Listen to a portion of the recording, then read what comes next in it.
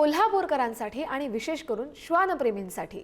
आता नियम पाळले नाहीत तर थेट तुमचा श्वानच जप्त होणार आहे, तर मालकावर देखील कारवाई होणार आहे.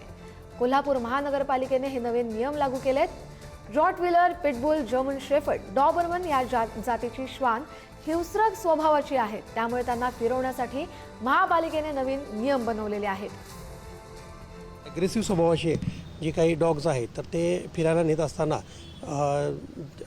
नागरिकांनी काय प्रिकॉशन घेतली पाहिजे याच्यावर आम्ही मार्गदर्शक सूचना इश्यू केल्या आहेत. त्याच्यामध्ये त्यांनी त्याला मजल घालायचं आहे, म्हणजे कुठल्याही प्रकारे तो डॉग हा उघडा, म्हणजे त्याचं तोंड उघडं राहणार नाही अशा प्रकारे मजल घालायची आहे. आणि त्यानंतर त्याला सुद्धा त्रास होऊ नये, म्हणजे श्वास घ्यायला त्रास होऊ नये अशा प्रकारचं ते प्रिकॉशन घ्यायचे आहे. बाकी मग त्याची जी काही दोरी आहे तर तीसुद्धा चेन चांगल्या प्रकारची असावी अशा उपाययोजना आम्ही केल्या आहेत. आणि जर का मजल न घालता उघड्यावर जर का असं डॉग फिरवल्याचं आढळलं तर ते जप्त करण्यासंदर्भात किंवा त्यांना दंड लावण्यासंदर्भात महानगरपालिकेमार्फत कारवाई करण्यात येणार.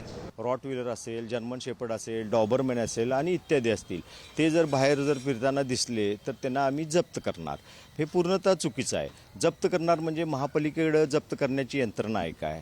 जे रस्त्यावरील जी भटकी कुत्री आहेत त्यांचा महापालिकेनं काय बंदोबस्त केला? आत्तापर्यंत जर आकडेवारी बघितली तर महापालिकेने एवढे तुम्ही पैसे खर्च केले नसबंदीवरती, तर गेल्या वर्षी जर नसबंदी झाली असेल तर ह्या वर्षी कुत्र्यांची संख्या वाढली कशी?